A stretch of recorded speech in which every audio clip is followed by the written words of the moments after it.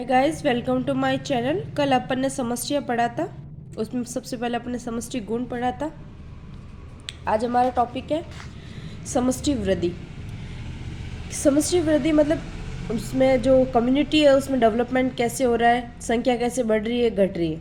किसी जाति के लिए समष्टि की साइज स्थैतिक प्राचल नहीं है, मतलब वो गतिक प्राचल है। ठीक है, स्थैतिक प्राचल मतलब किसी कम्युनिटी में ऐसे तो नहीं जितने लोग हैं उतने ही रहेंगे हर साल हर टाइम, ऐसे नहीं है, बढ़ते घटते रहते हैं। ठीक है, तो ये लाइन बहुत इंपॉर्टेंट है। किसी जाति के लिए समष्टि की साइज गतिक प्राचल है, स्थैतिक प्राचल नहीं है। ये समय समय पर बदलता रहता है, जो विभिन्न कारकों पर आहार उपलब्धता, परभक्षण दाब और मौसमी परिस्थितियों पर निर्भर करता है। मतलब क्या होता है, कम्युनिटी में अगर उसकी संख्या बढ़ रही है घट रही है तो किस पे डिपेंड करेगा, फूड पर, और परभक्षण दाब और मौसमी परिस्थितियां, मतलब उसमें चेंजेस कितने आ रहे हैं मौसम में। ठीक है, वास्तव में ये परिवर्तन हमें समष्टि में क्या घटित हो रहा है इसका क्या बोध कराते हैं। क्या समष्टि घनत्व तो बढ़ रहा है या घट रहा है। अंतिम कारण कुछ भी हो, परंतु दी गई अवधि के दौरान दिए गए आवास में समष्टि का घनत्व चार मूलभूत प्रकरण पर निर्भर। जन्म दर, कितने लोग जन्मे उस कम्युनिटी में, मृत्यु दर, और आप्रवासन उत्प्रवासन, कितने लोग नए आए हैं और कितने लोग गए हैं। ये बहुत इंपॉर्टेंट है चार्ट। इसमें क्या बता रहे हैं कि समष्टि घनत्व को बढ़ा कौन रहा है, जन्म दर और इमिग्रेशन। ठीक है, और घटा कौन रहा है, डेथ और एमिग्रेशन। ठीक है, उसके बाद में इसका डायरेक्ट फॉर्मूला आप याद रखना, बी प्लस ई, मतलब जो आ रहे हैं आई मतलब आई, और बी प्लस आई माइनस डी प्लस ई, मतलब ये दोनों घटा रहे हैं और दोनों बढ़ा रहे हैं। ठीक है, उसके बाद में यही लिखा गया कि बी प्लस आई और डी प्लस आई, मतलब ये घटा रहा है और बढ़ा रहा है। उसके बाद में नेक्स्ट टॉपिक, अन्यथा ये घट सकते हैं या बढ़ सकते हैं। सामान्य परिस्थिति में समष्टि घनत्व को प्रभावित करने वाले कारकों में जन्म दर और मृत्यु दर है, मतलब सबसे इंपॉर्टेंट कारक तो जन्म दर और मृत्यु दर ही है। लेकिन आगे ही बोल रहे हैं कि दूसरे दो कारक विशेष परिस्थिति में महत्वपूर्ण बन जाते हैं। उदाहरण के लिए अगर किसी आवास में नई बस्ती बनी है तो जन्म दरों की अपेक्षा आप्रवास समष्टि की वृद्धि में अधिक महत्वपूर्ण है। मतलब ये बोल रहा है कि जैसे कि कोई कम्युनिटी अभी बनी है तो इसका मतलब उसमें जन्म दर कम होगी और नए आने वाले लोगों की संख्या ज़्यादा होगी, तो वो इंपॉर्टेंट कारक बन गया। वृद्धि मॉडल, क्या किसी समष्टि की वृद्धि समय के साथ कोई विशिष्ट या प्रागुक्ति योग्य प्रतिरूप दर्शाती है। हम अपने देश में मानव समष्टि की अनियंत्रित वृद्धि और इससे अजन्मी समस्याओं से चिंतित है, और इसलिए अगर प्रकृति में भिन्न प्राणी समष्टियां इसी तरह वृद्धि करती अथवा वृद्धि पर कुछ नियंत्रण दर्शाती हैं, इस बारे में हमारे जिज्ञासा स्वाभाविक समष्टि को किसी नियंत्रित रखा जा सकता है। इस बारे में शायद हम प्रकृति से एक दो बातें सीख सकते हैं। चर घातांक की वृद्धि दो टाइप की, एक तो चर घातांक की वृद्धि और एक संभार लॉजिस्टिक वृद्धि। ठीक है, चर घातांक की वृद्धि सबसे पहले पढ़ेंगे अपन।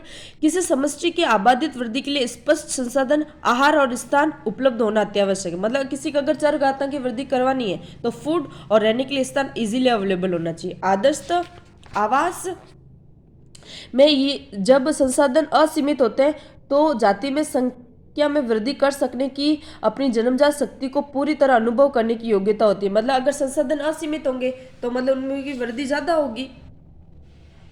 आफ्टर देन, जैसे कि डार्विन ने अपने प्राकृतिक वर्ण के सिद्धांत को प्रतिपादित करते हुए प्रक्षित किया, तब समष्टि चरघातांकीय अथवा ज्यामितीय शैली में वृद्धि करती है। अगर n साइज की समष्टि में जन्म दरें, मतलब आपको n क्या है, समष्टि घनत्व को दर्शाता है, b क्या बर्थ को दर्शाता है और d क्या डेथ को दर्शाता है। ठीक है, तब इकाई समय में t is equal to d n by d t की वृद्धि कमी निम्नलिखित है।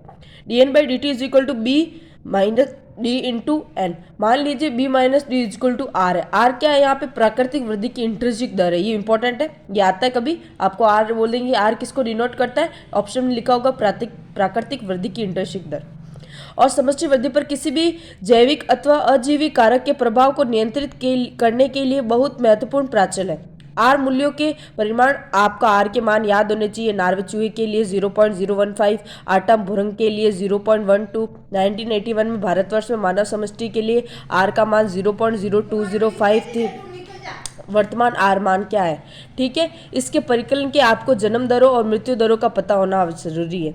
ऊपर दिए गए समीकरण समष्टि के चरघातांकी अथवा ज्यामितीय वृद्धि बताता है, और तब जब n को समय के संदर्भ में आरेखित करते हैं तो इसका नतीजा जेड आकार का वक्र है। अगर आपको मूलभूत कलन होता है तो चरघातांक की वृद्धि समीकरण के समाकलित रूप को निम्न प्रकार से दिखा सकते हैं। N T is equal to N not into e r t. N t equal to समय टी पर समष्टि घनत्व, एन नॉट समय शून्य पर समष्टि घनत्व, आर प्राकृतिक वट की इंटरजिक दर और ई प्राकृतिक गणक का लुणा। ये आपको दो याद रखना, एक तो आर किसको डिनोट करता है और ई किसको डिनोट करता है, ठीक है।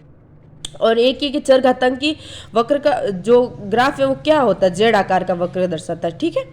असीमित संसाधन परिस्थितियों में चरघातांकी रूप से वृद्धि करने के लिए कोई भी जाति थोड़े समय में ही विशाल समष्टि घनत्व तक पहुंच सकती है। डार्विन ने दर्शाई कि हाथी जैसे धीमा बढ़ने वाला प्राणी रोक न होने पर विशाल संख्या बन सकता है। चरघातांकी रूप से वृद्धि करने पर विशाल समष्टि जितनी जल्दी निर्मित हो जाती है, इसके बारे में किससे लोकप्रिय ऐसी है, कुछ नहीं, ऐसी कहानी है। आप है ना एक काम करा करो, जब एनसीईआरटी पढ़ते हो ना तो कुछ ऐसे पैराग्राफ होते हैं जो इंपॉर्टेंट नहीं होते, तो उनको पेंसिल से क्रॉस कर लिया करो। मतलब जब आप एनसीईआरटी को रिवाइज करते हो ना तो उन पैराग्राफ को स्किप कर दिया करो, क्योंकि इसमें बहुत सारी चीज़ें ऐसी है जो इंपॉर्टेंट नहीं होती, तो आप स्किप कर दिया करो, ठीक है ना।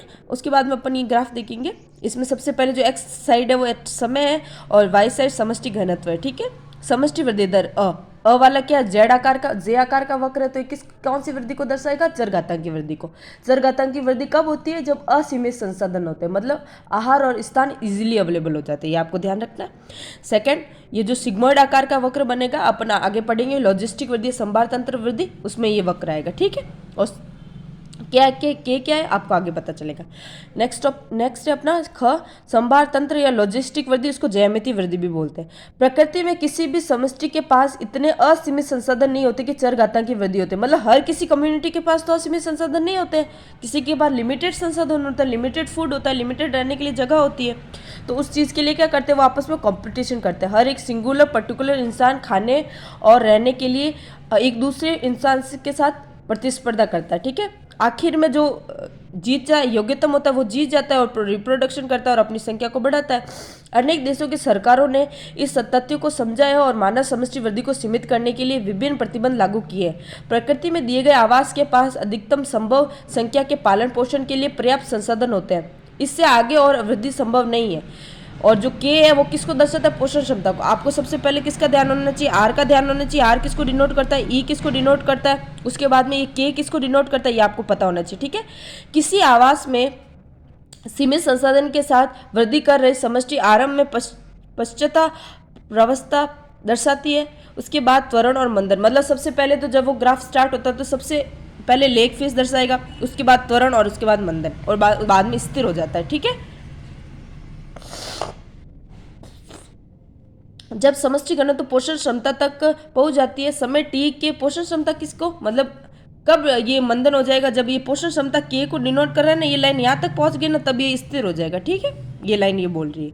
उसके बाद में जब टी के संदर्भ में एन का आर एक सिग्मोइड वक्र बन जाता है, मतलब लॉजिस्टिक वृद्धि में क्या बनता है, सिग्मोइड वक्र बनता है, और चरघातांकी वृद्धि में क्या बनता है, जे आकार का वक्र बनता है, ठीक है। आपको एक फॉर्मूला याद रखना है, d n is equal to d t r k minus n upon k. आपको लॉजिस्टिक वृद्धि में ये वाला फॉर्मूला याद रखना है, और इसमें चरघातांकी वाले में ये N T is equal to N not into E की पावर आर टी, ठीक है। एन किसको दर्शाता है, समष्टि घनत्व को, आर इंटरचिक दर को, और के पोषण क्षमता को। अधिकांश प्राणियों के समष्टि में वृद्धि के लिए संसाधन परिमित होते हैं, मतलब सीमित होते हैं, देर सबेर सीमित होने वाले, इसलिए लॉजिस्टिक वृद्धि का अर्थ यथार्थपूर्ण है। लॉजिस्टिक वृद्धि ज़्यादा इंपॉर्टेंट है चरघातांकी वृद्धि से, ठीक है। ये ज़्यादा इंपॉर्टेंट नहीं है, नीचे वाली दो लाइन है, ठीक है, सरकारी वाली। आफ्टर देन ये सिग्मोइड वक्र आपको पता चल गया, ये फॉर्मूला आपको याद होना चाहिए, d n is equal to d t, इसको r n k minus n upon k, ठीक है, याद रखना। नेक्स्ट है जीवन वृत्त विभिन्नता। इसमें बस आपको ये याद रखना है कि मतलब क्या बोल रही है कि कुछ कम्युनिटी ऐसी होती है, कुछ कम्युनिटी में ऐसे लोग होते हैं जो है ना बहुत सालों बाद में जनन करते हैं, जैसे कि महासागरी सामन मछली, प्रशांत महासागरी सामन मछली और बास अपने जीवन काल में केवल एक बार ही जनन करते हैं, ठीक है। और जबकि कुछ प्राणी ऐसे होते हैं जो बड़े जीवों को जन्म देते हैं, संतति को जन्म देते हैं और कम संख्या में देते हैं, जैसे कि पक्षी और स्तनधारी। और कुछ ऐसे होते हैं जो छोटी छोटी संततियों को जन्म देते हैं और अधिक संख्या में देते हैं, ठीक है। उसमें आएगा ऑयस्टर और पेल्जिक मछलियाँ। बस आपको ये 3 लाइनें याद रखनी है इस पूरे पैराग्राफ में, बाकी इतना कुछ ज़्यादा इंपॉर्टेंट नहीं है। And like and subscribe my channel and thank you very much. And Telegram की लिंक डिस्क्रिप्शन में दी हुई है, उस डिस्क्रिप्शन में टेलीग्राम पे आप जाके इकोलॉजी चैप्टर के ऑल प्रीवियस ईयर क्वेश्चन उसमें है, आप सॉल्व कीजिए, ठीक है। Thank you very much.